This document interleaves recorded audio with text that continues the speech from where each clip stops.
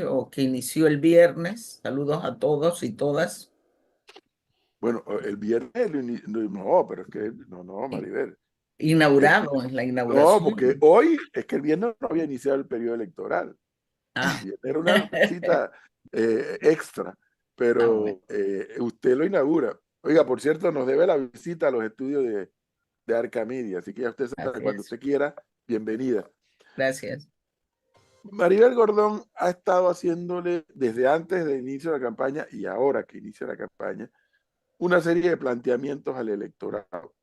Y yo, para ponerle el pie en el estribo y darle el espacio a los compañeros para que también pregunten, advirtiendo que estamos en ondas chiricanas también, allá nos están escuchando.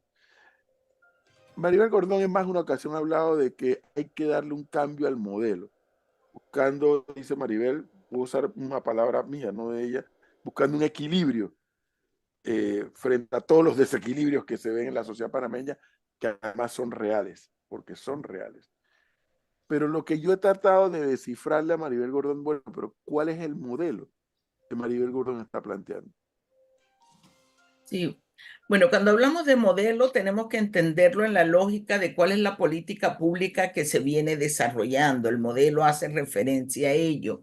Nosotros hemos sido claros en plantear que desde el 7-9 a la fecha ha imperado un solo modelo, ese modelo que tiene una lógica neoliberal que ha significado, entre otras cosas, la profundización de la destrucción de los sectores productivos, ha implicado la flexibilidad laboral, la privatización de un conjunto de servicios que prestaba el Estado, ha implicado el desmantelamiento de la salud, la educación como derecho, el acceso al agua potable, el problema de la alimentación, que bajo la lógica del libre mercado lo que ha venido es un proceso de encarecimiento de la vida de los panameños y las panameñas.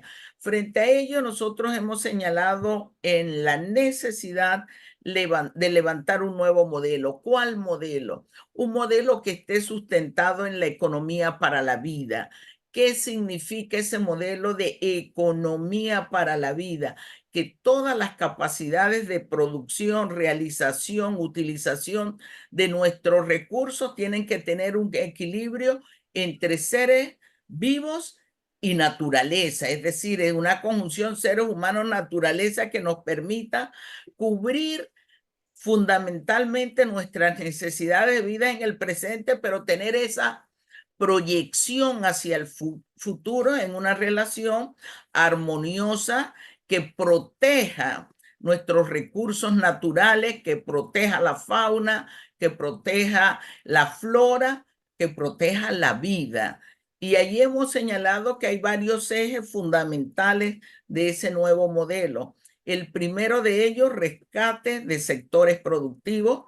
Me estoy refiriendo al sector agropecuario, al sector industrial, al sector agroindustrial, a la necesidad de potencializar nuestra biotecnología, nuestra biodiversidad, necesidad de levantar un proyecto serio dirigido a otorgar recursos para investigación, innovación, desarrollo, las capacidades de innovar que tiene este pueblo, y he planteado la necesidad además de constituir un proceso donde la logística de Panamá se ponga en función de Panamá, es decir, de rescatar la actividad económica en diferentes provincias de nuestro país, es decir, un proceso ordenado, planificado, un proceso que tiene como objetivo el desarrollo nacional y social, y es uno de los pilares fundamentales. El otro tiene que ver con bienestar humano, un pilar sin duda que ha sido negado por los diversos gobiernos que han ido desmantelando, por ejemplo, el derecho a la alimentación sana, a la alimentación a precio justo. Ello demanda la necesidad de establecer nuestras capacidades de seguridad y soberanía alimentaria y nutricional, la necesidad del acceso al agua potable como uno de los elementos fundamentales para la vida digna, necesidad además de levantar una salud preventiva que permita gozar a la población panameña de estos elementos fundamentales para estar saludable: el acceso a alimentos, a la recreación, al deporte, a la vivienda, al agua, al hábitat, a la naturaleza, como otra de las bases. Otro de los temas, el problema de la educación. Hemos señalado que la educación tiene que ser entendida como derecho, derecho fundamental, debe tener un carácter público, debe responder a los objetivos de largo plazo de nuestro país en términos de el desarrollo nacional y social. El tema que tenemos de la naturaleza: es necesario una relación armónica que proteja humedales, que proteja las cuencas Claro, hídricas en nuestro país, que no, detenga todo pero proyecto que arrasa naturaleza. Es parte de nuestra valoración del doctora trabajo. Maribel, Dígame. yo la quiero interrumpir dándole los buenos días porque sin Buenos duda días. alguna el tema aquí que va a tener que enfrentar el próximo gobierno cuando se habla de la economía pudiese ser escabroso. Ya se conoce dentro del movimiento financiero de Panamá y fuera de Panamá de que el país va a perder el grado de inversión, pero que hasta el momento las calificadoras todavía no lo han anunciado, no se ha hecho público, pero los bonos de Panamá ya cayeron a tal punto de que el grado de inversión se perdió. Usted va a tener que reunirse con empresarios de Panamá y fuera de Panamá. ¿Cómo usted, y le pregunto para que le hable al empresario que la está escuchando, va a recuperar la confianza en invertir en Panamá? Bueno, creo que hay varios elementos. ¿Cómo se determina la confianza de cualquier país independientemente de las calificadoras? Su capacidad de producción, su capacidad de un proceso planificado de economía en la visión macroeconómica, su capacidad de gestar un proceso innovador y su capacidad de decencia frente a la corrupción que priva en nuestro país, un país ordenado, un país con claros pilares de hacia dónde vamos, qué es lo que vamos a estar impulsando, dónde requerimos la inversión, para qué la requerimos, y me estoy refiriendo tanto a la inversión pública, la inversión privada y la inversión extranjera. Es necesario ordenar este país. Aquí el fomento de la inversión está dirigida a intereses de otros y no de la sociedad panameña. Entonces se trata de eso, de garantizar nuestras potencialidades, pero en función de desarrollo nacional.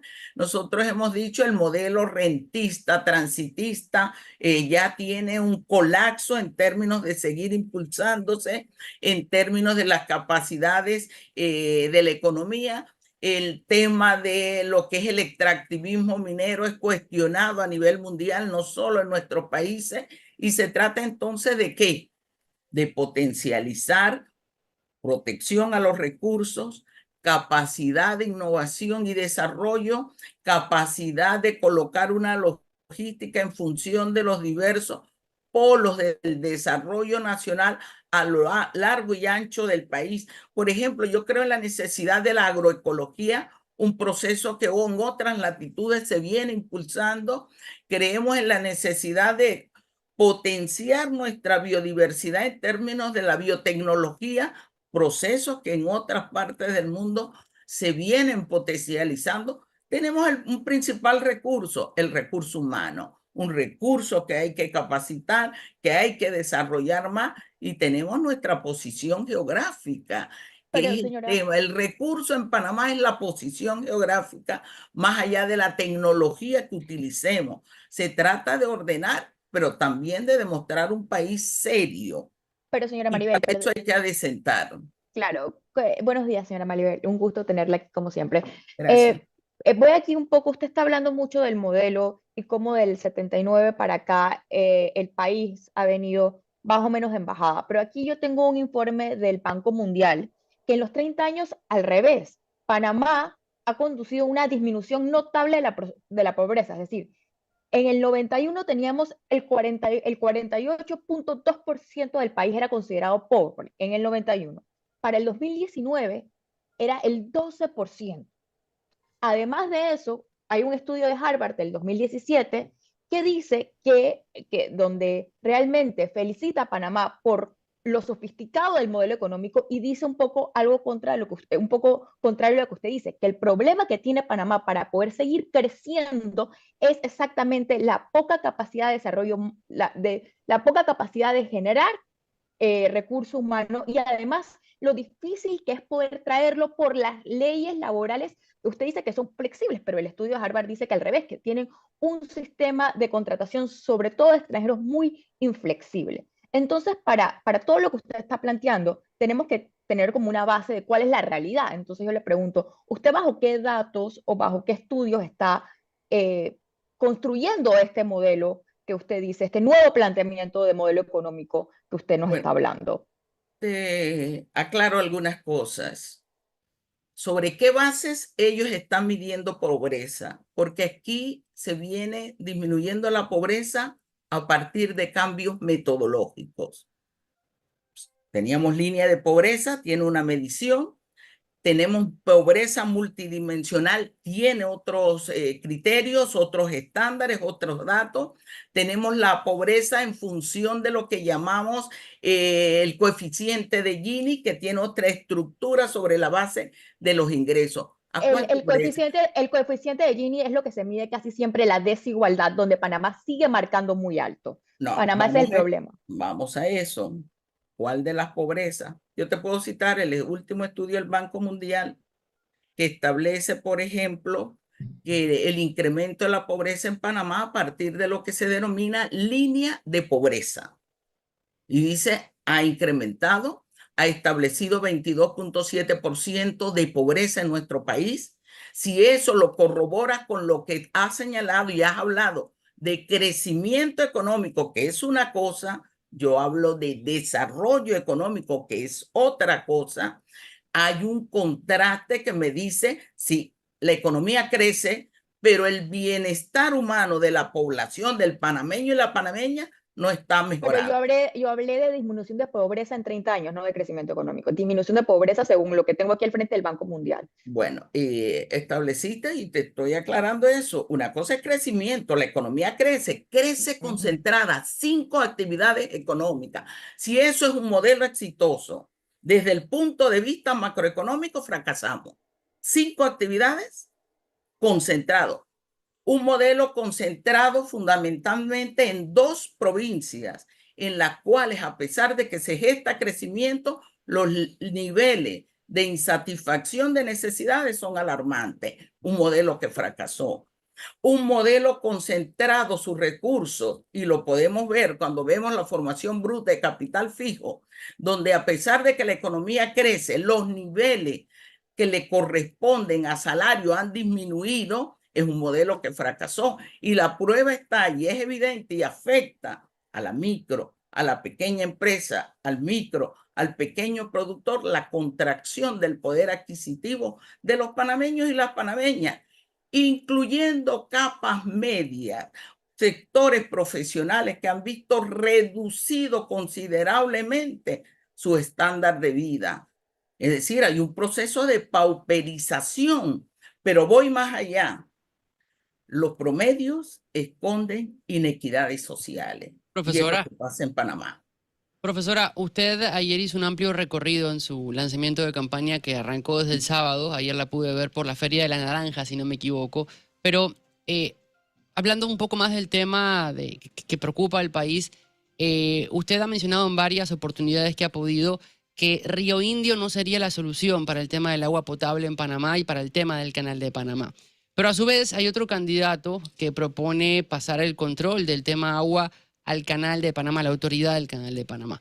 En concreto, ¿cuál sería la solución de Maribel Gordón para resolver el tema agua potable para consumo humano? Porque yo estoy claro que usted hace la diferencia entre el agua para el Canal de Panamá y pone como prioridad, como lo he escuchado, el tema del consumo humano. Sí, aquí nos han colocado en un país que tiene más de 500 ríos, más de 52 cuencas hídricas, una disyuntiva. y es el uso del recurso hídrico. En Panamá el recurso hídrico se valora en términos de 4 potencialidades: canal, energía, producción y consumo humano. El consumo humano no está en la primera prioridad y es uno de los problemas que tenemos. Se plantea el tema del acceso al agua potable como un problema de gestión. Y dicen cuando la gestión fracasa, cambio al gestor. Y uno tiene que reflexionar y valorar, ¿es un problema del gestor o es un problema del objetivo de la política pública que ha estado dirigido a generar una profundización de crisis en la prestación del servicio para provocar privatizaciones, o estamos frente a un dilema que efectivamente marca la necesidad de establecer los mecanismos eficientes y eficaces del manejo de una institución como el IDAN? Por ejemplo, se habla mucho del desperdicio de agua potable. Algunos dicen 54%, otros dicen un poco menos de 50%. Se responsabiliza una institución como el IDAN. ¿Cuántas cuadrillas del IDAN son de la institución? El servicio ha sido tercerizado. Ninguna empresa tercerizada asume la responsabilidad cuando el daño es un daño considerable. Allí tenemos un problema de política pública frente a la necesidad del abastecimiento de un recurso importante para la vida humana. Aquí se ha planteado establecer una autoridad del agua bajo una concesión, perdón, bajo un concepto también que está dirigido a tenerlo como un recurso o como una mercancía más, sin diferenciar el papel que juega el agua potable para los panameños y las panameñas. Entonces, en ese sentido, nosotros ¿qué creemos? ¿Qué proponemos? Caminar al IDAN en una eficacia, que significa una completa reingeniería de modernización de su gestión. Rescatar la valoración de atención a las comunidades, coordinar con las comunidades de las otras provincias en términos de las capacidades que ellos se vienen gestando. Establecer un mecanismo claro de ordenamiento territorial a partir del recurso hídrico que se planteó en Panamá, pero que no se cumple. Eso tenemos que tenerlo claro. Y en el concepto de Río Indio que has hecho mención, ¿qué es lo que hemos planteado? Tenemos que tener claro, el Canal de Panamá tiene límites naturales. Nuestra preocupación, y se lo hemos hecho saber a las autoridades de la ACP, hoy nos están planteando Río Indio, ya en proyección tienen Chagres, Bayanos, perdón, y tienen la cuenca del río Santa María. Entonces allí es donde le decíamos a ellos, ¿qué es lo que vamos a tener?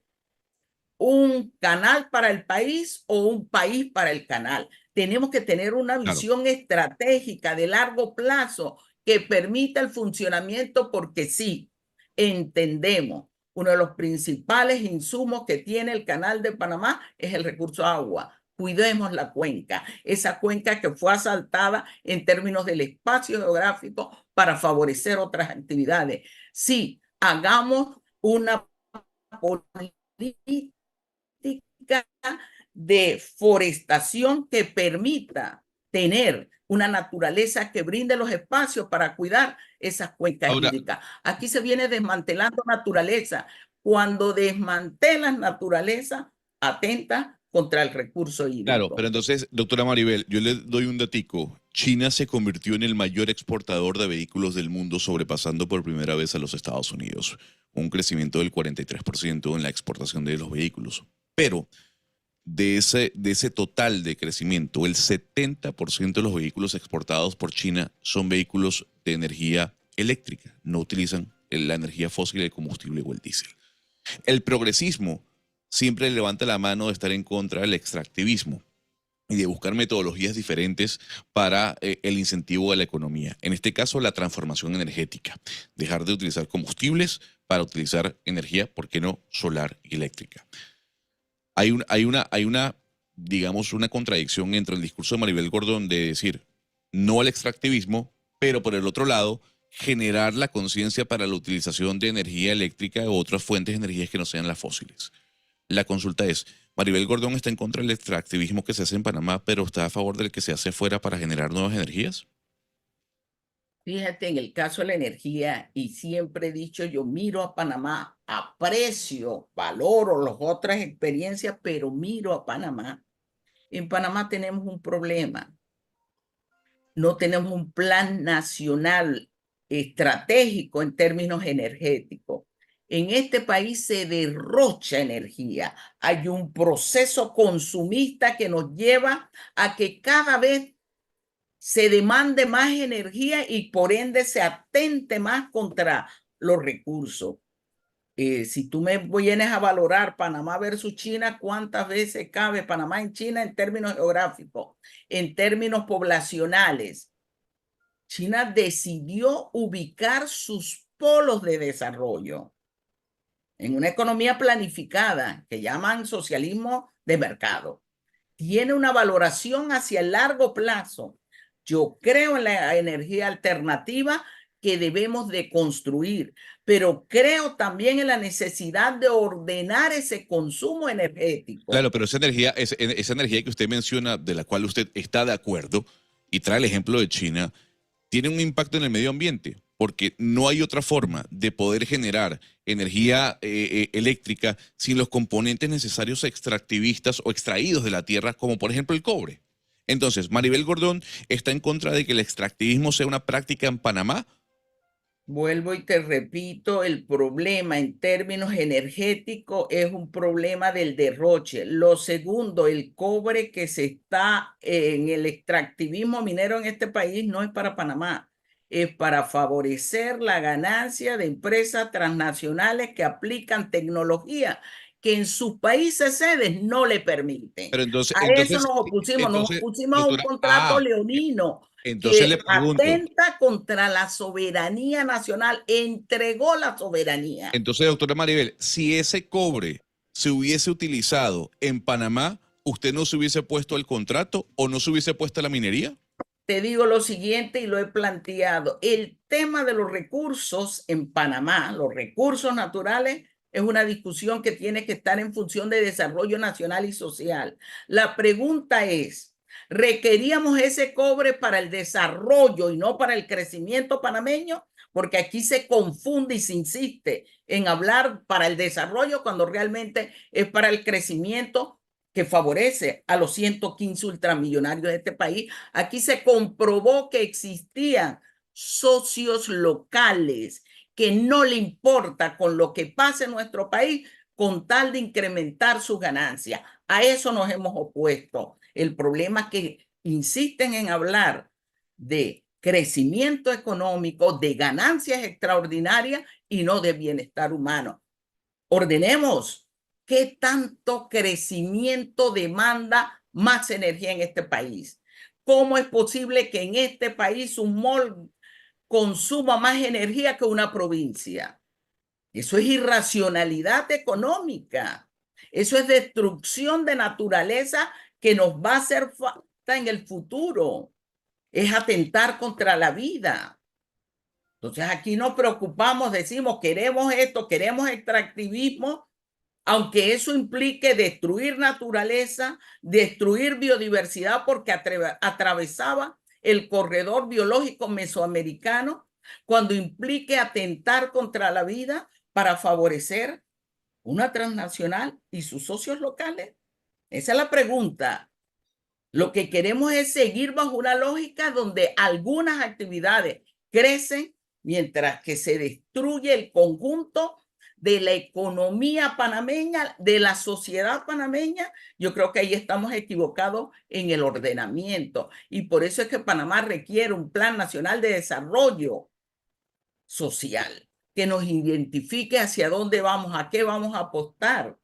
Y cuando hacemos esa apuesta desde el punto de vista del bienestar humano, siempre la lógica va a tener como criterio fundamental la vida digna. La vida digna. En eso hemos coincidido con diversos sectores. En eso estamos en la lógica, la discusión y el debate que se hace a nivel internacional y que lamentablemente en Panamá, como dicen los sociólogos, mucha de la burguesía de este país es una burguesía encerrada en el rentismo, Profesora en la Maribel, especulación y ahora en el extractivismo. y habla... Formarnos, tener propuestas distintas que garanticen vida para todos. Y hablando de esa vida digna, profesora Maribel, los grupos de sindicatos que la apoyan a usted como candidata presidencial defienden los subsidios. De hecho, hace poco cuando el gobierno anunció que iban a quitar el vale digital, salieron a decir, no puede ser, si quitan el vale digital vamos a prender el rancho, vamos a protestar, a cerrar las calles.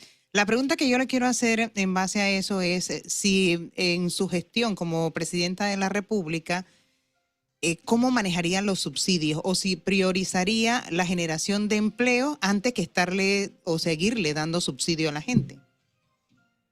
Cito al Banco Mundial, dijo, si se quitan las transferencias en este país, la pobreza se incrementa en 5.7%. Te lo cito, 5.7% más de lo que hoy hay. ¿Por qué las transferencias? A mediados de los 90, la política de las instituciones financieras internacionales llaman a los gobiernos a asumir una política de lo que ellos llamaron la política social.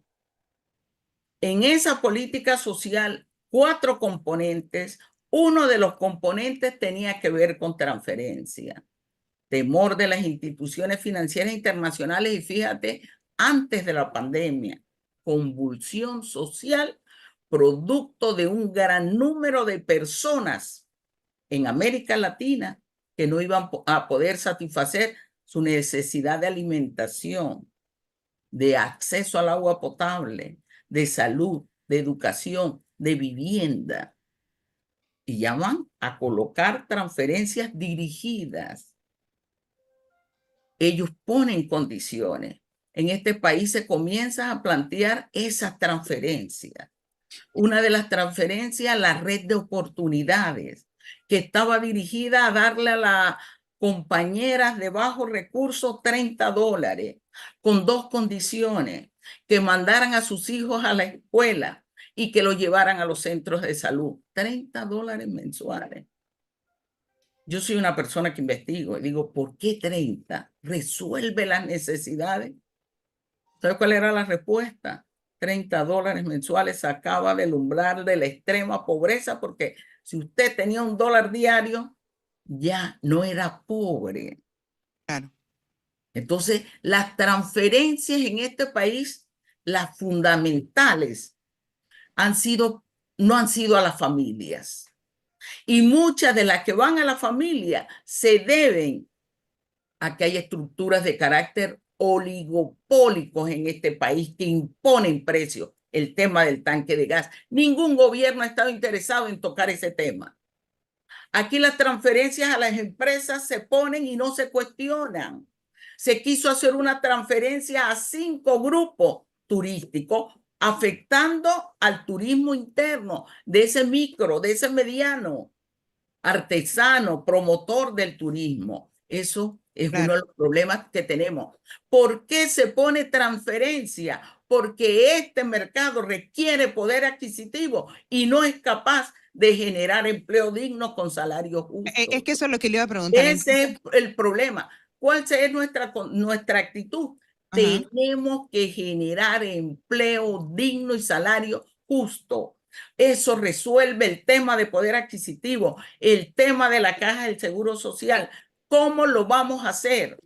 Y cuando eso ocurra, empezará a disminuir la cantidad de subsidios que están otorgando. Vamos a empezar a generar empleo. ¿Dónde? Sector productivo, que era una de las bases de la generación de empleo en nuestro país.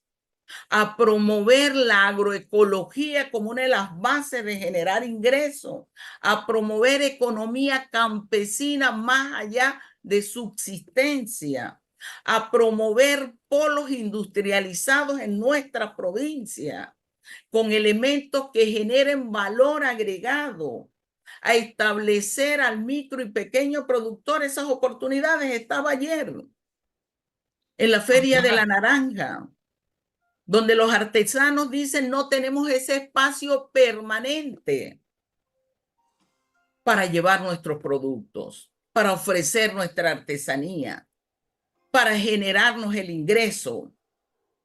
Y incluso cuando van a las ferias a veces se les cobra precios donde no les permiten estar dentro de la feria, sino que tienen que estar afuera por los costos que eso implica. Profesora, ¿Por qué no un mercado de artesanía permanente que le permita a cada artesano de este país generarse, llevar su producto, promoverlo, venderlo y obtener ingresos y tener varios mercados de artesanía con condiciones adecuadas de manera permanente?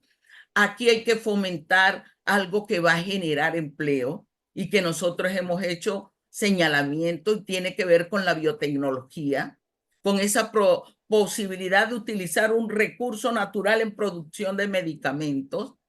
No les interesa a determinados sectores. Yo he hecho un llamado al sector industrial, a ese que se desmanteló en los 80, a que trabajemos juntos, a promover la industrialización, esa industrialización que nos permite tener un desarrollo más equilibrado entre el sector agropecuario, el industrial y un sector servicio que se corresponda con las necesidades productivas. No les interesa, es más fácil para ellos comprar barato afuera, vender caro, importar, que es lo que se ha venido fomentando. La importación cruzó y cerró fuentes de empleo. Profesora, ¿está en la agenda de Maribel Gordón y dentro de su propuesta la estatización de servicios como la electricidad o la telefonía, por ejemplo? Mira, en política económica hay un señalamiento claro. Lo aplican los países desarrollados.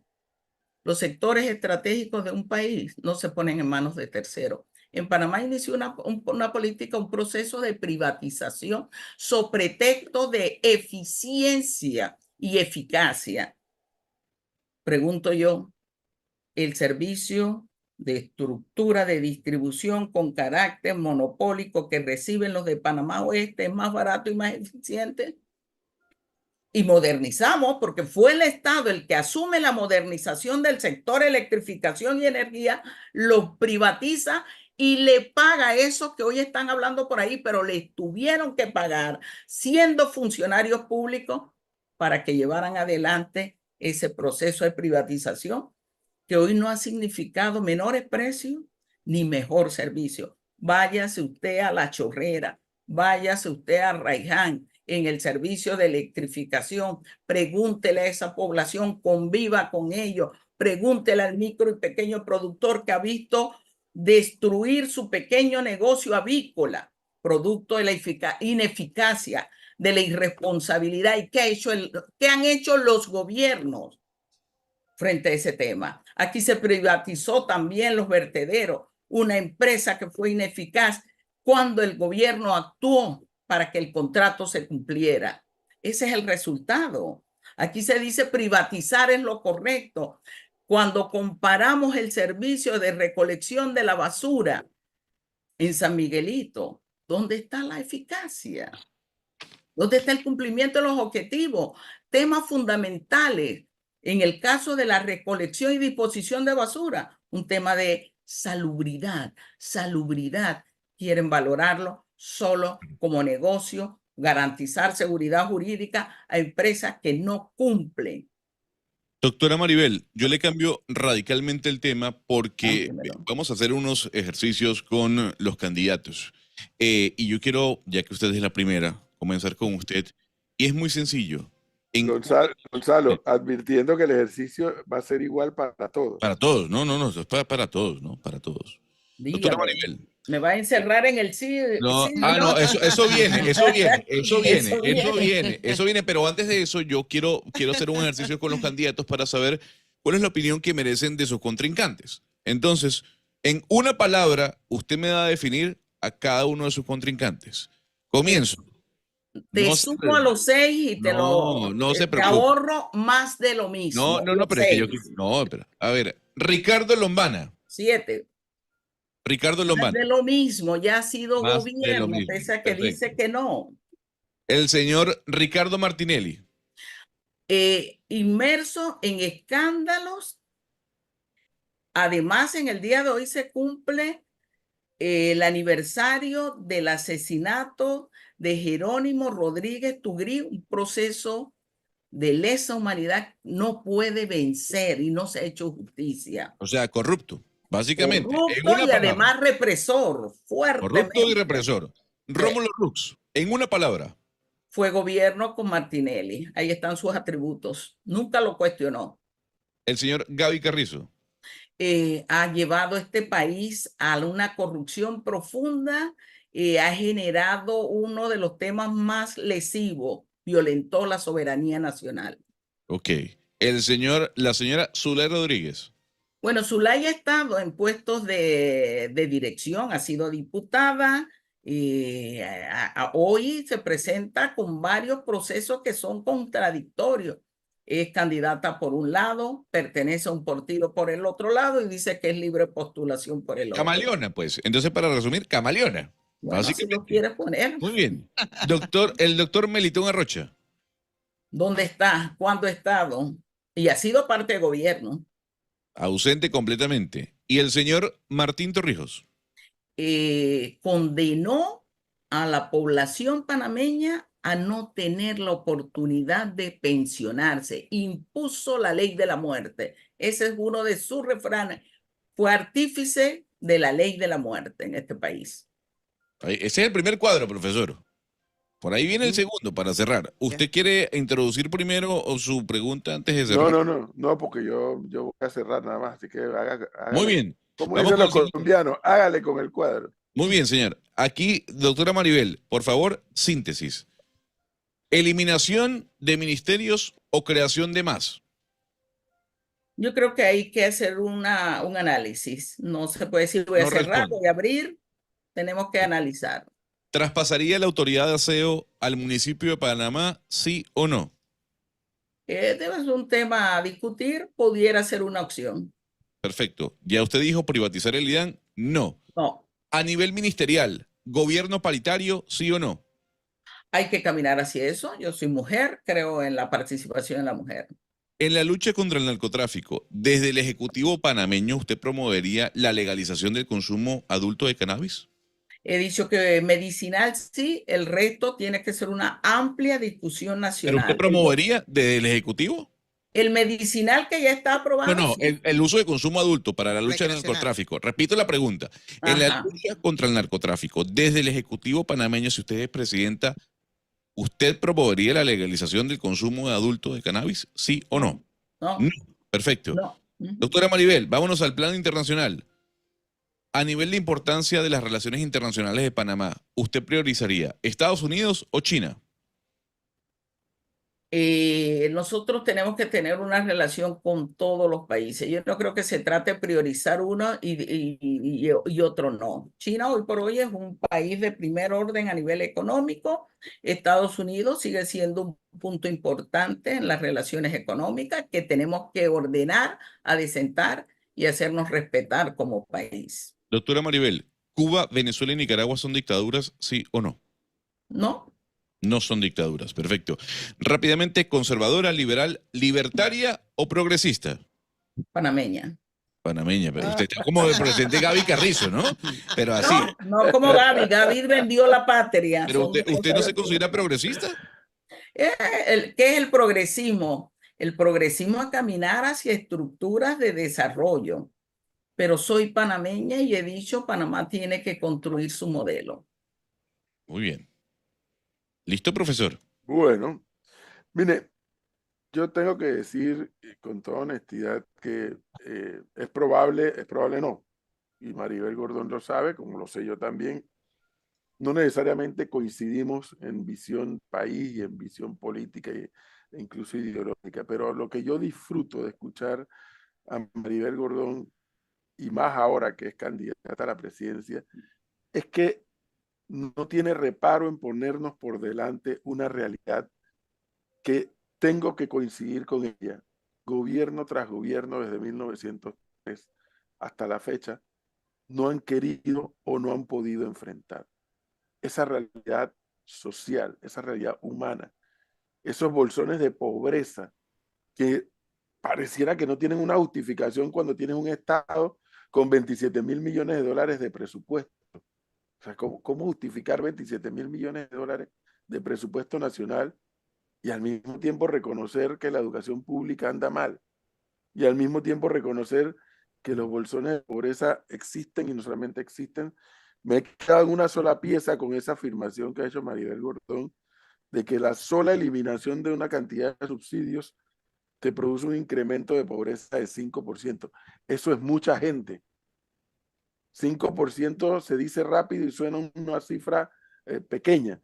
Eso es mucha gente, 5%. Y porque el tema de los subsidios, Gonzalo y yo tenemos un debate permanente aquí sobre eso, es todo un tema a debatir en una sociedad, pero lamentablemente es una sociedad que debate muy poco. Es una sociedad que debate muy poco, es Así una es. sociedad que no tiene la mente lo suficientemente abierta para entender unas y otras cosas, porque esto es un cóctel. No es que nada más esta es la vía para resolver esto y nada más esta es la otra. No, buscar el punto de equilibrio parece que podría ser la clave, pero tener el coraje de enfrentar los temas también es la clave. ¿Y de enfrentarlos quiénes? Por un lado los gobernantes, pero por otro lado los gobernados. Y cuando digo gobernantes, particularmente presidente de la República y diputados, que son los que tienen que ponerle la cara al país en la toma de decisiones. Maribel Gordón se presenta ante el país, ofrece su nombre para ser escrutado por los ciudadanos y pues desde el sábado comenzó formalmente un caminar, y el caminar es una forma de decirlo, porque son varias formas de expresar sus ideas, y lo que aquí yo quiero motivar a la gente es que abra la mente, escuche primero y luego llegue a una conclusión. El día 5 de mayo, esa conclusión, cada uno de nosotros tendrá que expresarla mediante el voto. Profesora Maribel Gordón, muchísimas gracias por darnos este tiempo. Muy amable. Gracias por la invitación. Hasta luego. Le queda Hasta luego. pendiente, le queda pendiente la visita a los estudios. Voy a ir Gracias. La voy a justamente. Voy a Muy estar ahí. amable, que esté Aquí bien. la esperamos. ¿Cómo no?